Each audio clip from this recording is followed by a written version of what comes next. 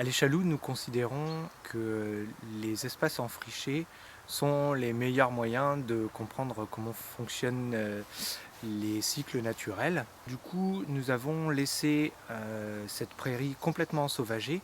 Nous avons simplement dessiné de petits cheminements pour pouvoir rendre la circulation plus facile et surtout pour aller découvrir le monde sauvage tel qu'il existe dans une prairie qu'on laisse tranquille.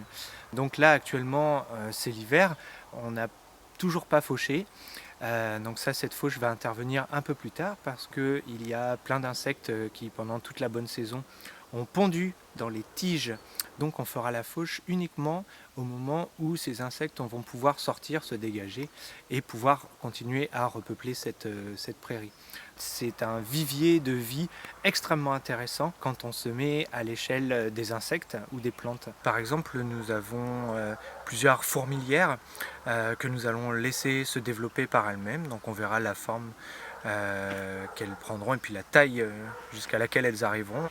On a découvert aussi qu'il y avait une quantité d'espèces de papillons, de libellules, de coléoptères.